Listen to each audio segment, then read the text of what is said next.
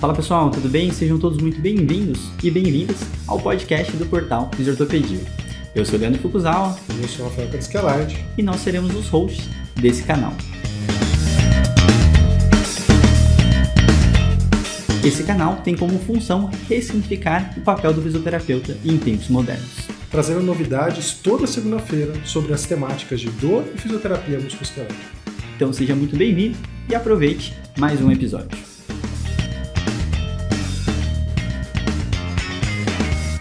Fala pessoal, tudo bem? Sejam bem-vindos a mais um episódio do podcast do Fisiortopedia. Hoje estou aqui com Luda Michelis na casa dela, vocês vão entender que é muito a casa dela, e para trazer um pouquinho desse especial FMG aqui para mostrar e divulgar um pouquinho todo o trabalho, toda a produção, que não é pequena, né? Então, Lu, seja bem-vinda à sua própria casa, né? E se apresenta para o pessoal aí.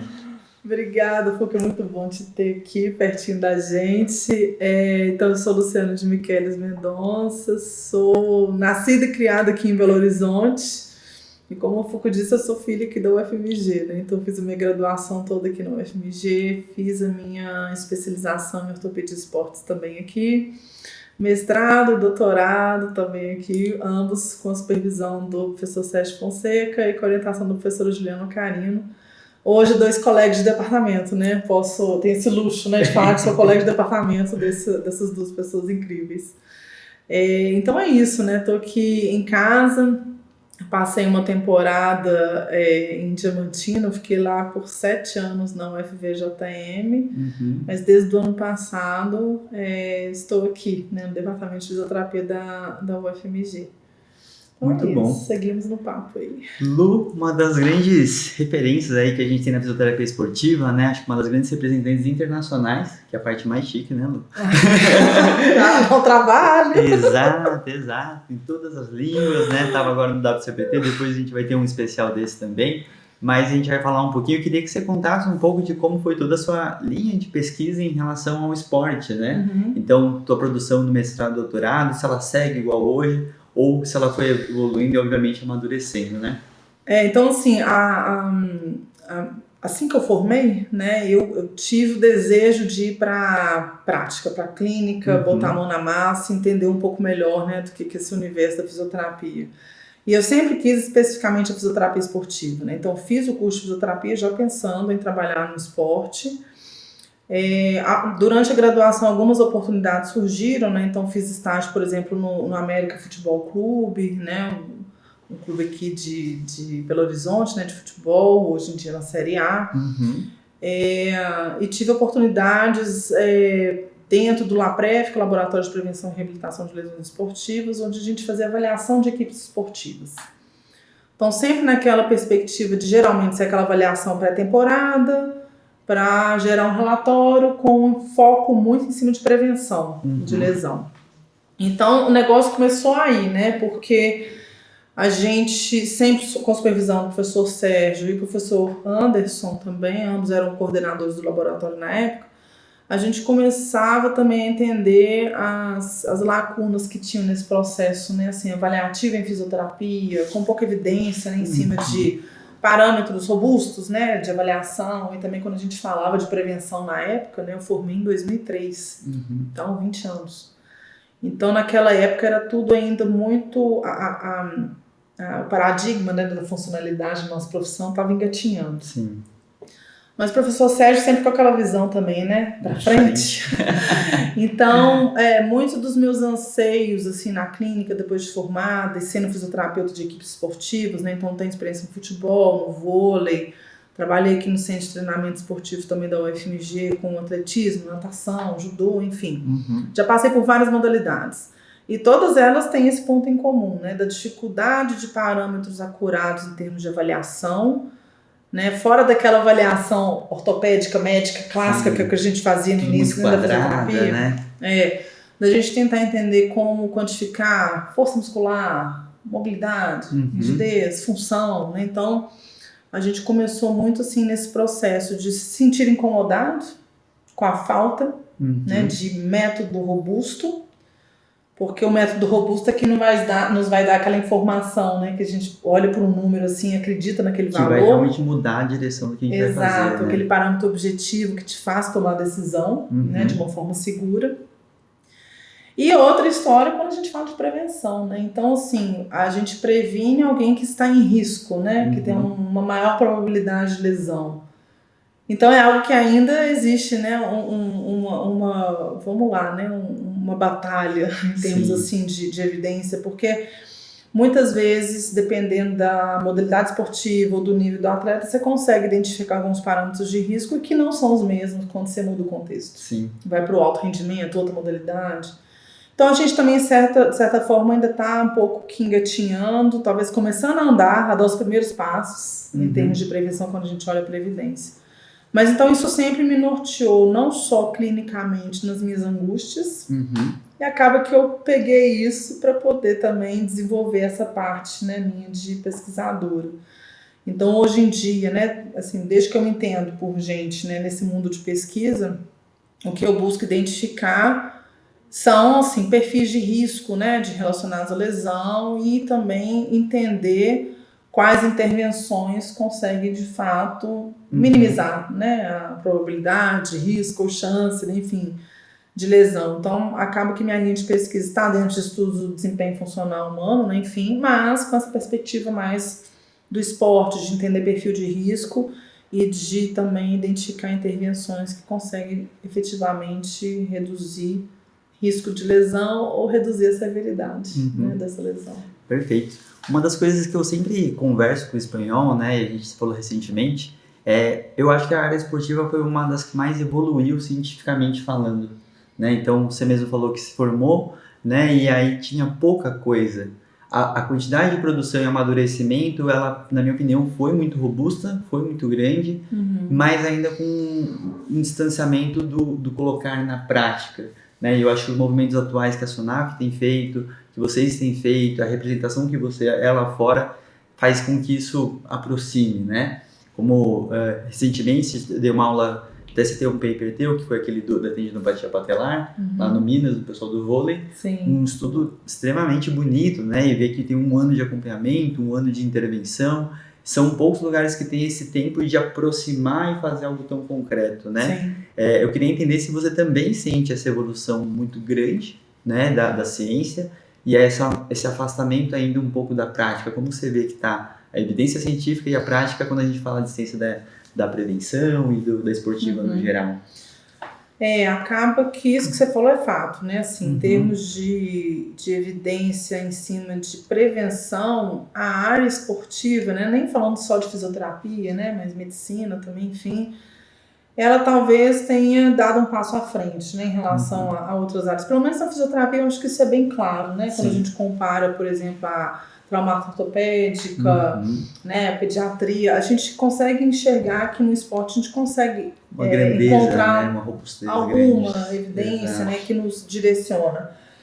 Talvez um dos fatores também que tenha estimulado isso é todo o movimento que o Comitê Olímpico Internacional faz acima de prevenção, né? Então, a cada 3 anos eles têm um congresso, que é o mundial, né, de prevenção de lesão e doenças no esporte. Em Mônaco, né? Em Mônaco, né? As últimas edições têm acontecido em Mônaco. Então, assim, é um congresso onde só se fala de prevenção. Então, querendo ou não, se a nossa entidade, né, esportiva máxima, né, o Comitê Olímpico Internacional, está investindo em prevenção e direcionando a importância para isso, acaba sendo um norte, né? Pelo menos para parte dos pesquisadores direcionarem, né, essa energia para isso. E acaba também que o impacto, né, da lesão esportiva para uma equipe onde ali, né, roda muito dinheiro, roda muita pressão, né, torcedores sempre em cima do time ali querendo resultado, a paixão, né, que o esporte também gera, acaba que essa pressão também talvez direcione muito para esse lado de se evitar um problema que para uma equipe esportiva é grave, né, gera um impacto importante. Em vários aspectos, né, não estou falando que é só para a equipe, é para o atleta também, para a família, enfim, né, então eu acho que são fatores que talvez tenham ajudado a estimular um pouquinho mais essa área no esporte em relação a outras, né? Não estou batendo nenhum martelo aqui, claro. Mas assim, e uma outra coisa bacana também, pelo menos assim, né, da minha percepção por estar tido envolvida na SONAF, você começa a ter um entendimento do que está acontecendo no Brasil afora, em termos, por exemplo, de prevenção, que é o nosso assunto aqui, né, desse podcast. E depois, quando eu migrei para a Federação Internacional de Física Esportiva, eu comecei a ter esse olhar global, né, começar a entender como é que acontece isso no mundo. Sim. Né? Então, pra não ficar com a síndrome do vira-lata, né? A nossa fisioterapia esportiva brasileira, que ela é sensacional, eu não canso de falar isso. Eu morro de orgulho dos fisioterapeutas que a gente tem aqui, né, no Brasil, que trabalham aqui, que trabalham fora, né, enfim. Somos muito competentes na área. Mas é claro que tem diferenças, né, entre as diferentes regiões, países, que vão acabar impactando, né, na forma de você entregar a prevenção. Então, existe um certo distanciamento do que a evidência coloca e do que de fato é feito na prática. Mas eu acho que essa distância está cada vez menor. Eu acho que pelo menos assim, nas grandes equipes esportivas, que tem fisioterapeutas esportivos, que tenham esse contato, né, de ter especialidade, ter um contato com a rede, né, ali toda de networking que a SONAF oferece, que a IFISPT, né, que a Federação Internacional oferece, eu acho que acaba ampliando, né, o olhar dessa pessoa, acaba você tendo uma troca maior entre os colegas e você também aprende com a experiência do outro. Então, acho que essa distância ela tem reduzido, apesar dela ainda existir. Sim. No geral, ela sempre vai existir de uma certa forma, né? Sim, acho que sempre teoria é teoria e prática é prática, e até todo mundo ter esse amadurecimento é difícil. Sim. Né? Ela vem desde a PBE para chegar no que é esportivo, né? Então, tem do macro ao micro. Sim. Então tem uma dificuldade no geral, né? Mas maravilha. Indo para um lado mais prático mesmo, Lu, quando a gente fala das pesquisas hoje de prevenção, a gente sabe que tem alguns tópicos importantes e eu acho que é bacana, né, você explicitar um pouco mais a tua produção que você tem tido recente, do que tem se falado sobre prevenção. Quais foram os amadurecimentos, quais foram as publicações mais marcantes que você tem feito, né? Tem alguns consensos extremamente sensacionais, então acho que explicita um pouquinho mais sobre essa parte. Tá, talvez eu tenha 2 pontos aqui que eu queira tocar. Um primeiro em relação a um survey que a gente fez. Quando eu falo a gente, assim, foi parte do meu pós-doutoramento, né? Eu fui como professor visitante para a Bélgica, eu fiquei 1 ano lá com o professor Eric Wittwol, né? Uma das referências aí na fisioterapia esportiva em prevenção. Mas na época eu ainda era docente da UFVJM. Mas quando eu falo a gente, é porque foi um survey que a gente fez ligado à Federação Internacional de Física Esportiva. Legal. Porque a gente quis fazer um survey internacional. Então a gente atingiu, né, na época, 32 países membros da IFISPT, perguntando para os fisioterapeutas esportivos qual era o papel que eles exerciam relacionado à prevenção. Porque uma coisa é o que a gente acha, outra coisa é o que de fato acontece. Expectativa versus realidade. E foi super bacana ter feito esse survey, porque um dos pontos, assim, um dos resultados mais impactantes que a gente encontrou é a participação muito pesada dos fisioterapeutas esportivos no registro das lesões. Perfeito. Então, assim, de certa forma já era sabido que o fisioterapeuta ele iria participar dos processos de prevenção, iria participar dos processos, por exemplo, de avaliação pré-temporada, que era algo que a gente já tinha uma ideia ali, conversando com os colegas, né? Eles relatam isso pra gente, eles participam. Mas uma coisa é o que eu sei que acontece aqui no Brasil, outra coisa é o que eu acho, né? Então foi bacana nesse sentido. Pra você ter uma ideia, eu acho que gira em torno assim, de 80% dos fisioterapeutas esportivos que participaram desse survey, eles são os responsáveis pelo registro de lesão das equipes esportivas. Que legal. E por que eu estou salientando aqui registro de lesão? Porque é o passo inicial, né, da prevenção. Né? Se eu for olhar a sequência de prevenção, é entender o problema e você identificar o problema. Então, quais lesões estão acontecendo na minha equipe esportiva? Qual o problema que eu estou tendo, né? Exato. E outra coisa é a forma de registrar. Como que essas lesões estão sendo registradas? Todas as informações estão sendo registradas da forma correta, metodologicamente falando? Não só pensando no desenvolvimento de pesquisa, mas pensando também na própria análise do banco de dados que você está ali formando, né, da sua equipe esportiva. Até para ter uma partilha, né, que é uma coisa que agora está tendo mais transparência em relação aos dados estarem abertos, né? Sim, exatamente. Então, se eu me proponho como fisioterapeuta de uma equipe esportiva responsável pelo registro, né, das lesões, eu me proponho a ter uma abordagem preventiva, Uhum. o mínimo é eu ter o mesmo método ali, né, para eu quantificar as lesões antes e após esse período, né, de intervenção preventiva, para eu conseguir fazer um comparativo ali, né, ter um parâmetro de referência para falar se eu reduzir O lesão. mínimo do próprio baseline, né? Exato. Não precisa ser com a literatura, mas um próprio baseline Exato. do que você está fazendo. Né? Então quando a gente fala de banco de dados, a gente não está falando aqui só de ciência, só de pesquisa, Exato, só de rotina, publicação né? de artigo. Uhum. É importante internamente para a equipe esportiva, acreditar naquele dado, né, que você está registrando, Uhum. né, qual que é a confiança que você pode ter nessa informação e padronizar, né, para você de fato conseguir ter os termos de comparação. Então, esse é um dos pontos, né, que me chamou muita atenção. Então, esse survey ele foi bacana nesse sentido da gente entender quais são as ações, quais são os papéis mesmo que o fisioterapeuta esportivo ele faz nesse contexto de prevenção. Uhum. Então, foi um survey específico de prevenção de lesão esportiva. Perfeito. Né? Então, a gente só entrou em contato com fisioterapeutas que atendiam atletas ou que participavam em equipes esportivas, né, para poder entender um pouco desse contexto. E a partir daí, a gente também conseguiu identificar cada vez de forma mais clara a necessidade de atualização em termos das competências, né, que o fisioterapeuta esportivo ele tem que ter em sua formação. Né, competências, então, no sentido de informações mesmo, né, assim, de você receber a informação, né, ser educado a ela, treinado a ela para conseguir entregar para os atletas, clientes, né, enfim. Então, é um processo que atualmente a IFISPT está passando. Maravilha. Sobre esse processo de atualização dessas competências. Né? Então, um ponto que me chamou a atenção é essa questão do survey, e o segundo eu esqueci. Não tem problema, eu vou aproveitar para fazer uma pergunta e aí você vai lembrando enquanto isso. Tá. Uma das coisas que eu acho super interessante a gente ressaltar, né, é que se vocês perceberem, todo mundo que fala de fisioterapia esportiva, a gente fala de lesão, acho que quando a gente é mais novo na profissão, a gente está muito querendo atuar, exercício, qual que é o protocolo, qual que é não sei o quê. Mas isso que a Lu falou pra mim é a parte que sai falhando, onde a gente fala assim, como que eu controlo? Acabei de lembrar. Até pra gente...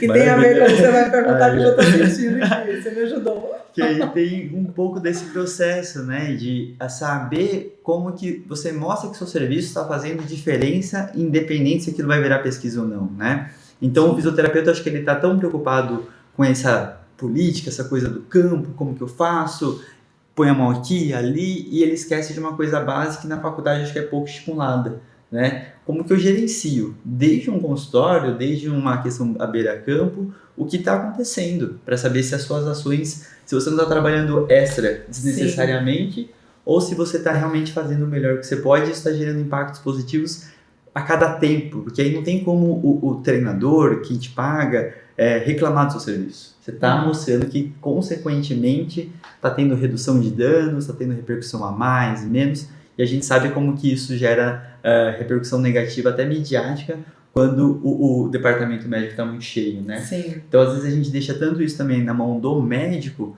que o fisioterapeuta, às vezes, lava a mão para controlar esse registro.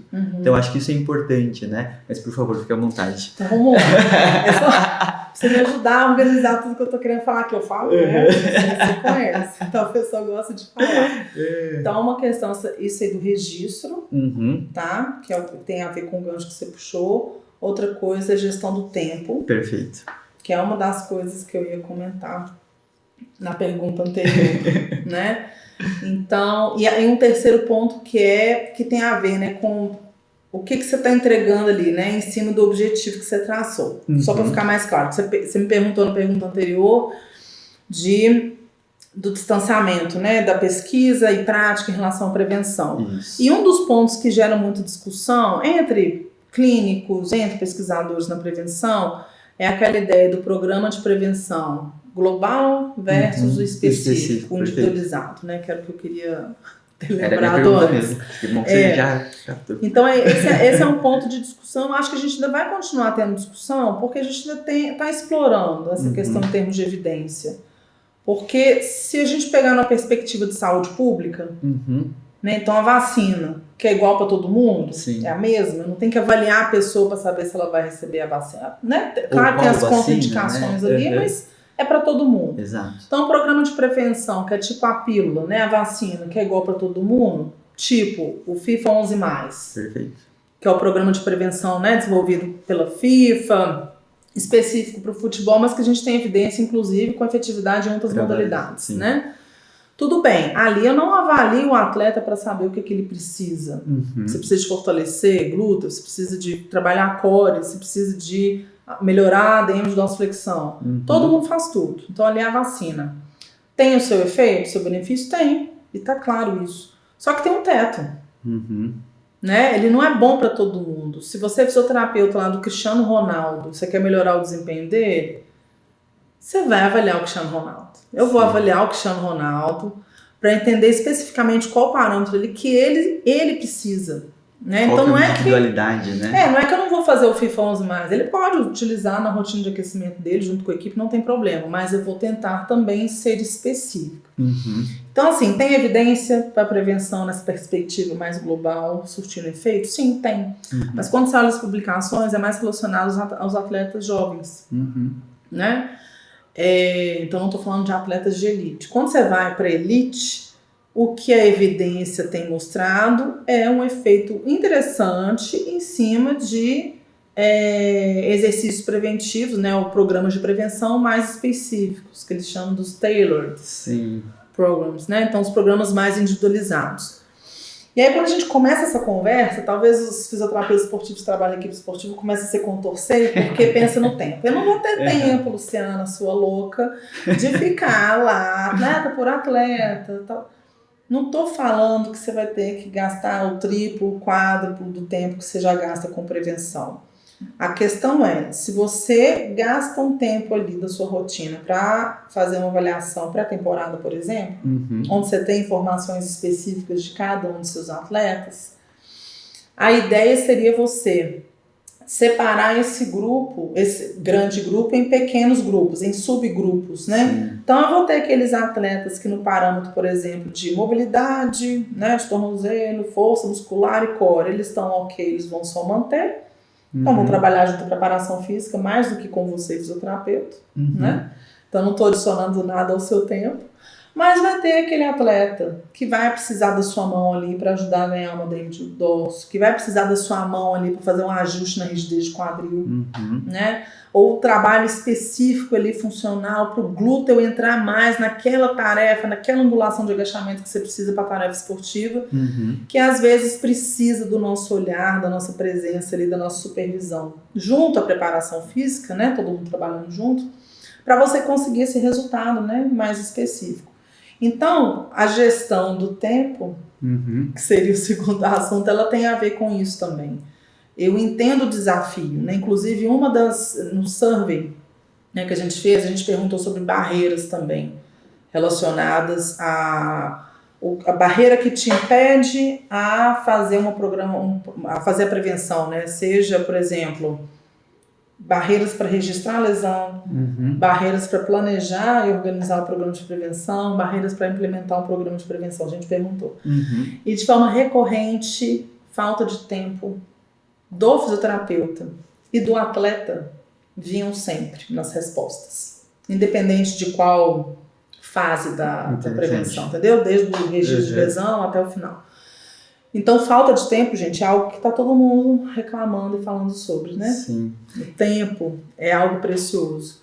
Então, a gestão do tempo é algo também que entra nessa equação, é claro. Eu não estou aqui no mundo, né? Alice no País das Maravilhas, Poliana, achando que tudo tem que fazer fluir lindo, maravilhosamente.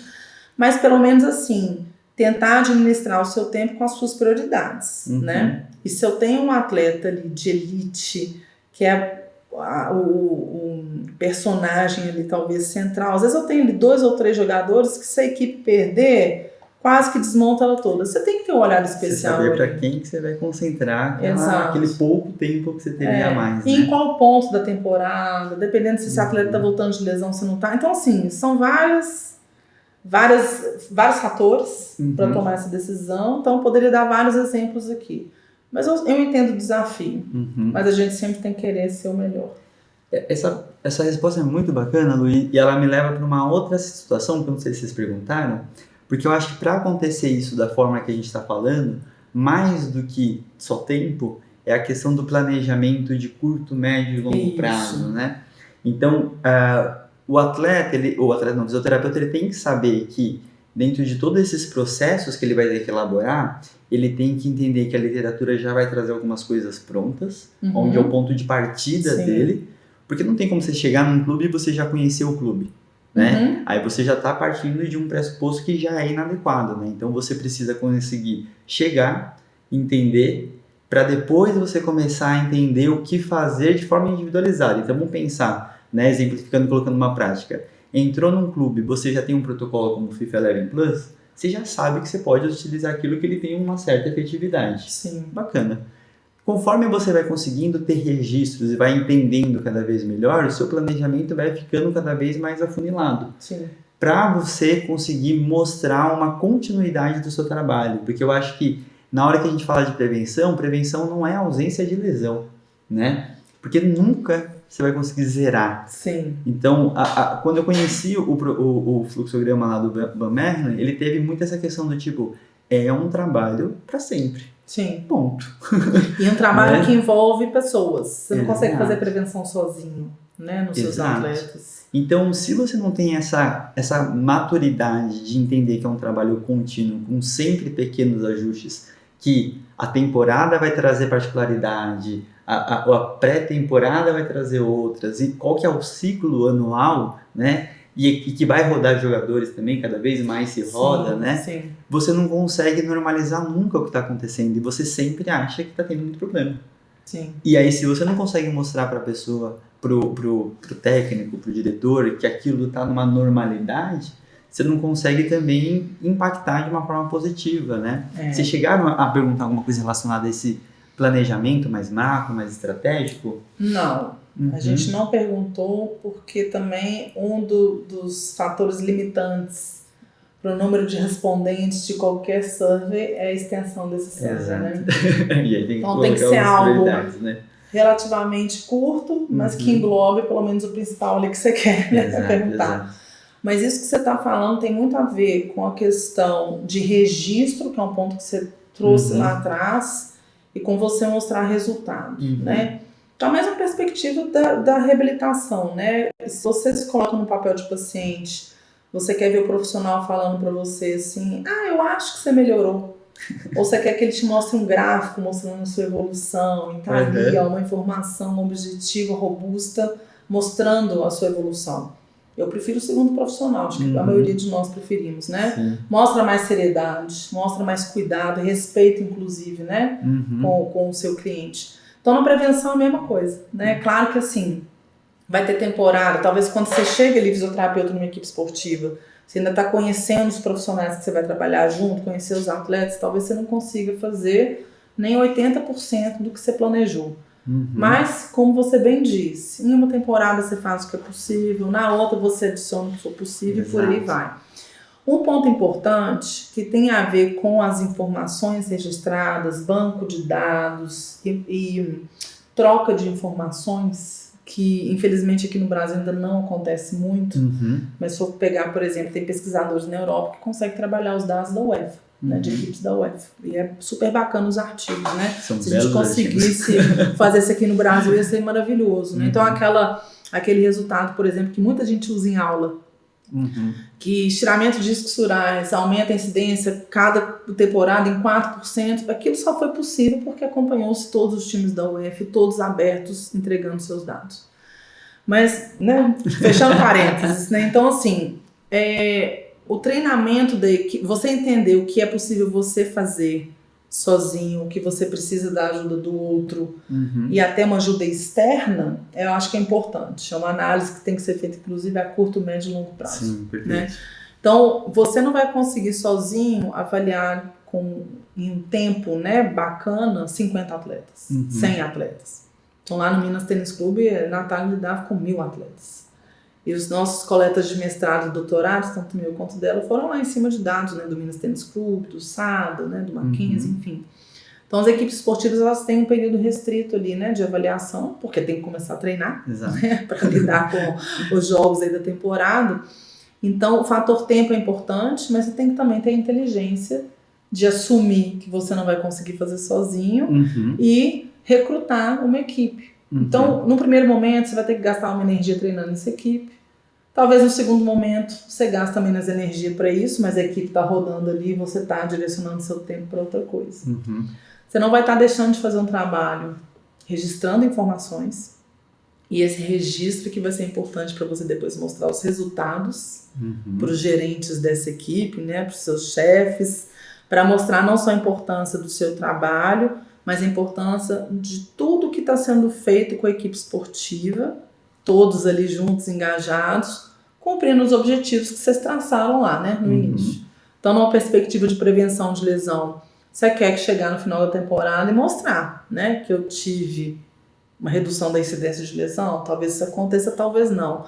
Mas pelo menos o que tem que acontecer é uma redução da severidade. Então, uma redução do tempo de afastamento desses atletas, que é um indexador importante em epidemiologia, que nem todos os artigos de prevenção eles acabam computando essa informação. Então, quando eu falei lá atrás da importância do método de registro de lesão, eu tenho que ter muito bem definido qual que é a definição de lesão. E eu já tenho que antecipar as informações que me vão ser úteis para informar da efetividade do programa de prevenção. Então, não é só a lesão em si. É quanto tempo esse atleta ficou afastado, quanto tempo ele ficou na fisioterapia, quanto tempo durou o retorno ao esporte. Cada fase, se eu conseguir encurtar cada fase ali, já estou ganhando. Exato. Eu estou gastando menos recurso para aquele atleta específico para fazer a transição dele da reabilitação para a prevenção. Então, se eu estou reduzindo isso, eu estou economizando. Que é uma outra informação que a gente tem que começar a usar com inteligência quando a gente fala dos nossos serviços, né, oferecidos em fisioterapia. Então, na perspectiva de prevenção, a gente consegue fazer a equipe economizar dinheiro. Perfeito. Hoje em dia, né, quem que não quer economizar? Mas não é nem assim, muitas vezes, vou fazer o link com a falta de tempo. Fiz o reclama da falta de tempo. Então, seria bom ter mais profissionais. Então, uma vez que você fala com o gerente, na temporada economizei tantos milhões de euros, tá? E aí, será que essa grana que a gente está economizando, com esse ótimo trabalho que a equipe toda está fazendo, não pode reverter em uma contratação para a gente aumentar o plantel? E mostrar o que essa pessoa poderia repercutir a mais ainda. Exato. Né? Se ele, então, porque ele pode pensar, se já está fazendo, né? Continue. Projeção, gráfico, você mostra. Se a gente tiver mais 2 pessoas na nossa equipe, a gente vai economizar mais isso, a gente vai conseguir adicionar essa ação aqui, vamos conseguir contemplar o futebol feminino. Né? Então, muito bacana. Isso. E uma das coisas que eu acho que é legal falar disso, né? Que eu acho que quando a gente fala das ações de prevenção, é chegar em mais pessoas, que é a implementação dessas mudanças que vocês querem ver. E aí eu queria saber o que tem sido planejado para implementar, né? Porque uma coisa é a publicação, a gente sabe que a publicação não impacta todo mundo que precisa e quem está na beira-campo, né? O que tem sido proposto aí para implementar cada vez melhor isso, né? Então já está, levantamos o problema, né? Como que a gente resolve agora, o que tem feito aí para disseminar, implementar mais esses conceitos de prevenção na prática? Olha, assim, uma coisa que eu acho que é claro para todo mundo que está engajado aí na prevenção, que costuma ler artigos, é que quanto mais cedo você começar a educar o atleta, melhor. Certo. Então, se a gente começar desde a criancinha lá que começa a praticar atividade esportiva, vamos pensar em ambiente escolar, né? Nem se fala disso direito, né? Em ambiente escolar. Mas eu estou pensando aqui antes da especialização no esporte, tá? Se a gente começar lá do iniciozinho, educando essas crianças sobre a importância de cuidar do próprio corpo, a gente já vai ganhar muito. Porque a gente vai ter que gastar menos energia com a adesão, né, desses atletas quando já adultos. Né? Então não vou ter que gastar energia ali com o técnico, puxando a orelha de atleta, porque tem que fazer a prevenção, porque é obrigação, senão vai para o banco. A gente sairia dessa história, porque cada atleta ali vai ter o senso ali de responsabilidade, como é importante isso, e faz parte da vida de atleta. Escolheu ser atleta, faz parte do pacote, né?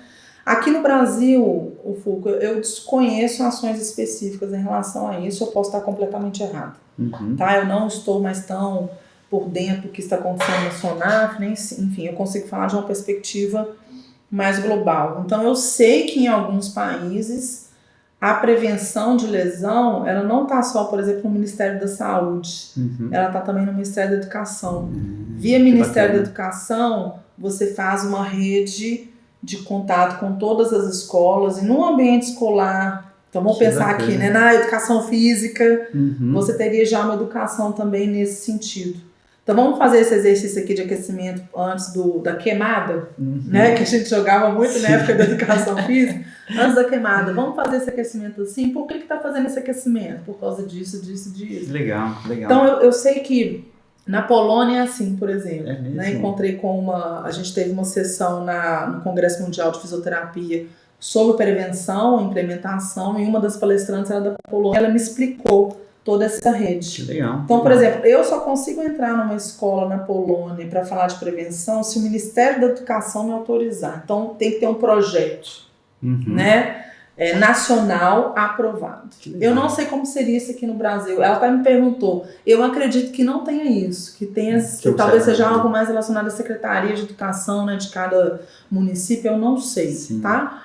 Mas eu achei uma perspectiva bacana. É claro que tem a burocracia de ter que ter a aprovação desse plano primeiro, mas uma vez aprovado, a coisa já roda meio que automaticamente, né? Então eu achei bacana. Uhum. É uma área que a gente poderia atuar, né, de uma forma Totalmente. mais consistente. Não estou falando que é só na perspectiva da fisioterapia esportiva, né? Uhum. Mas enfim, se eu pensar na parte ergonômica dessas crianças Sim. sentadas na carteira o dia inteiro, né? Crianças, adolescentes, enfim.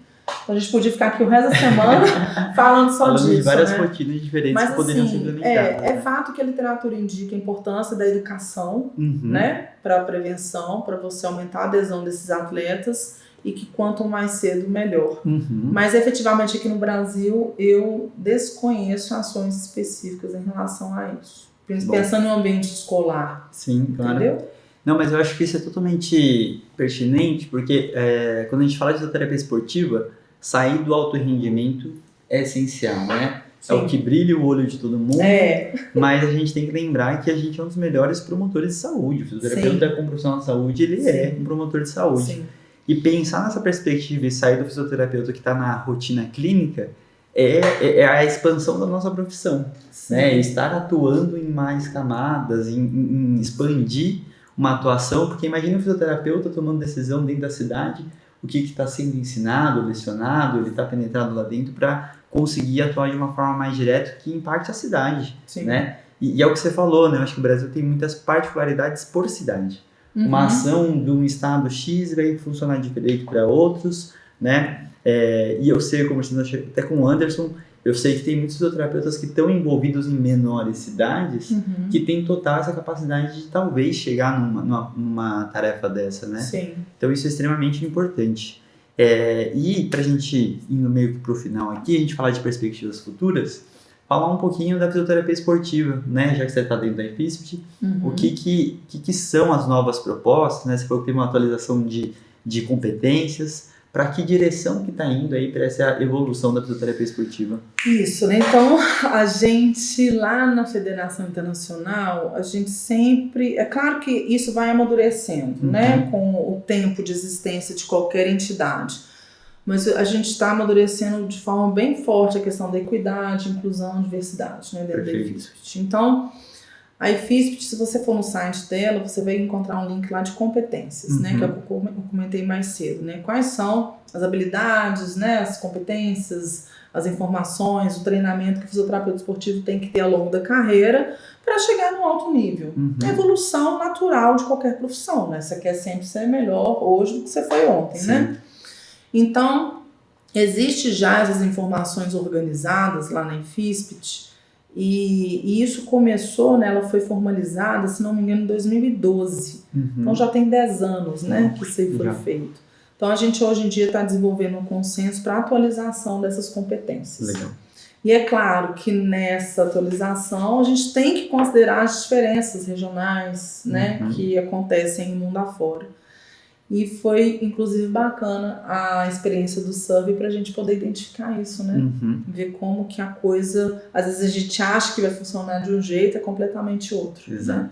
Então, é um desafio, não estou falando que é fácil, mas ainda mais eu, estando como presidente da IFISPT, né? Mulher brasileira dentro da fisioterapia esportiva, né? Então... É uma bandeira que eu levanto, quem me conhece sabe, né? Eu nunca escondi isso. Então, é um desafio, mas a gente tem que entender essas competências Por que tem que entender? Porque o próximo passo, por exemplo, né, falando do Brasil, da SONAF em relação ao IFISPT, é a aprovação do que a gente chama lá na IFISPT de pathways, que seria o caminho, o passo a passo para os fisioterapeutas esportivos aqui do Brasil conseguirem comprovar que eles possuem todas essas competências. Por meio dessa aprovação, dessa comprovação, ele conseguiria emitir junto à IFISPT um título de um registro internacional de fisioterapeuta esportivo. Que bacana. Então, o reconhecimento aí, né, internacional da sua, né, de você como profissional da área, né, enfim. Só que isso, querendo ou não, vai ser impactado com essa atualização. Então, acho que quanto mais inclusivo, diverso, né, a gente conseguir fazer essa atualização, maior também a nossa chance aqui no Brasil de conseguir, né, essa comprovação. Porque, com certeza, o nosso processo aqui é diferente do processo da Inglaterra, que é diferente do processo da Austrália, e tudo bem ter as diferenças. A gente só tem que contemplar todas essas diferenças nesse processo de atualização. Então esse é o pé, né, que a IFISPT está e, querendo ou não, também a SONAF, né, nesse Você é processo. presidente até quando?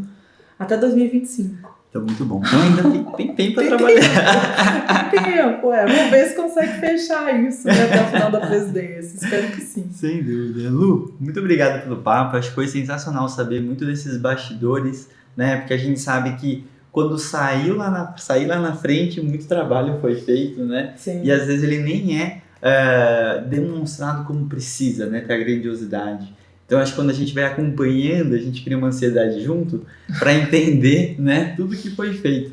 Né? Então, eu queria parabenizar, né, e agradecer toda a representação que você tem pro Brasil, né, lá fora. Tá fazendo um trabalho sensacional. Obrigada. E saber que a gente tem uma fisioterapeuta extremamente competente aqui para ajudar todo mundo, né? Então, obrigada. A Lu vai estar com a gente também na pós-fisioterapia esportiva, né? Bom. Então, sabem que a gente está respaldado pela presidente. Oh, meu Deus, ó o peso, tô sentindo peso aqui.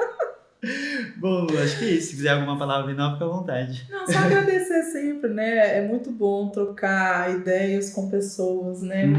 Competentes e com a mente aberta, né? Porque é isso, a gente sempre tem que tentar evoluir, né? E para evoluir, a gente pode estar rígido ali, fechado, né? Em um só caminho, né? A gente tem que sempre trocar ideia para crescer juntos, né? Então, acho muito importante ter esses momentos aqui com você. Agradeço sempre, né, o convite, a oportunidade. E estou à disposição, né? Quem quiser entrar em contato, entender um pouco mais desse cenário da fisioterapia esportiva, parte política, pesquisa, enfim, estou aí à disposição. Maravilha. Então, pessoal, espero que vocês tenham gostado. Não esqueçam de curtir, compartilhar. Vejam todas as pesquisas, vou deixar uma lista de artigos aí da Lu. Então, acompanhem ela e todo o processo da IFISPT aí que está acontecendo devagarzinho, tá bom? Sim. Então, pessoal, valeu. Até o próximo episódio. Tchau, tchau. Tchau.